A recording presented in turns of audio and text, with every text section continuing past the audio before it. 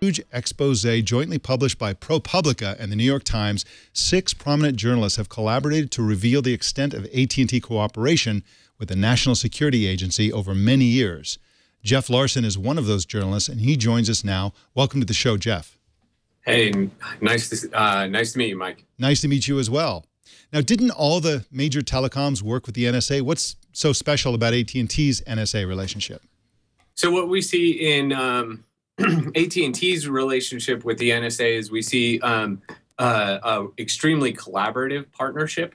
There are laws on the books. There are certain warrants and executive orders that telecoms do have to comply with, all the way down to from local police departments to the DEA to national security orders. But what we see in this relationship is we see an extremely close, highly collaborative relationship where sometimes even in the case of spying on the UN, AT&T engineers helped the NSA decode the data coming in from those pipes.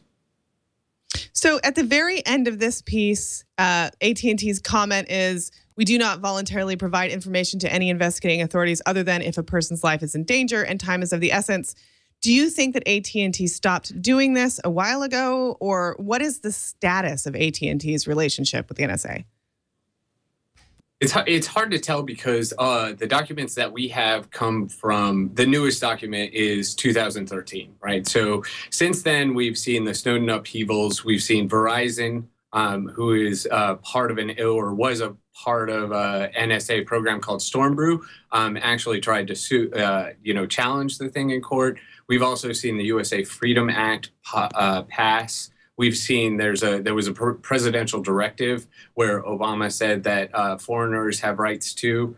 So it's unclear whether or not the program's exactly the same as it was in 2013. But in 2013, I think that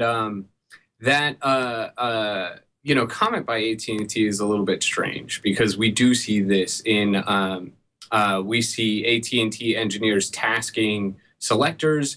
We also see the fact that they hand over transit data. And as far as I can tell, there is a transit authority at NSA. So transit means communications transiting the United States. So going from maybe Germany to the United States to Africa or something like that.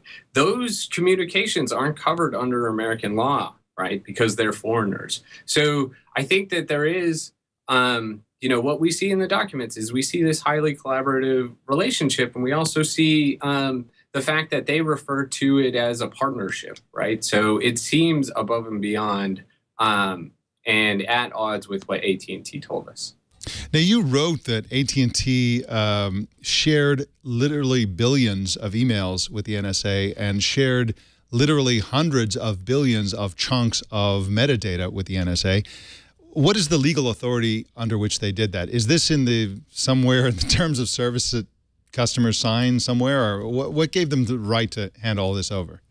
So there are, like I mentioned one already, which is the Transit Authority, which was some sort of opinion that we don't have the text of, so I don't really know much about it. But there are 2 other types of orders. There's FISA Amendments Act orders, and there are FISA orders. And one has to do with foreign emails or communications. That means someone is communicating outside of the United States to inside of the United States. In that case, the NSA just needs reasonable, articulable suspicion of foreign intelligence value. So that allows them to scoop up a whole bunch of communications. The other type is purely domestic, right? So we're seeing in the business records orders, so Verizon handing over all metadata about phone calls, and AT&T, what's new in this report is in the past, the government had said that those business record orders were about only landline phone calls or largely landline phone calls. What we see here is we see billions of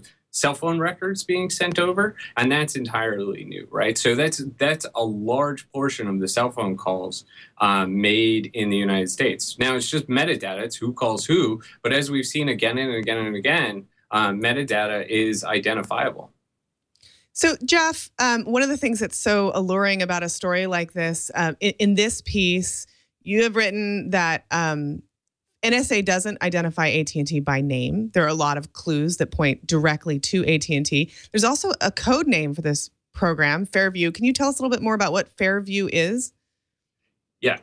Fairview covers the partnership. So it's a code name for the partnership. They also have Fairview engineers at NSA, which in theory, I think, are the ones, for example, that worked on the UN spying operation. Fairview engineers, they're the ones that deal with the interconnect between AT&T systems and NSA systems. It was a long haul trying to prove that Fairview was AT&T definitively, which is why I think it's taken other folks, they haven't done it in 2 years. We started in February to do this. What we found is we found a bunch of internal AT&T jargon. We also went back to FCC records about cable landing stations, so the transoceanic cables that go underneath the United States to bring internet traffic into the United States. We also had several former intelligence officials confirm to us that Fairview was AT&T. As a sort of a cherry on top, we were able to confirm that another Special Source Operations program, Special Source Operations is the division within the NSA, Storm Brew included Verizon. My favorite piece of evidence about how we were able to prove Fairview had to deal with the Japanese earthquake. So the earthquake knocked a cable offline, and we were able to call up NTT Communications in Japan and confirm that that cable came back online when the NSA said they resumed collection. Unbelievable. Well, we're just scratching the surface here, folks. You want to read the whole piece at ProPublica.org. It's already also published in the New York Times and on the New York Times website, but it's much easier to find at ProPublica.org. Jeff Larson is, of course, at ProPublica.org and on Twitter at @TheJeffLarson. Thank you so much, The Jeff Larson. Appreciate you coming on the show today. All right, bye-bye. Have a good one.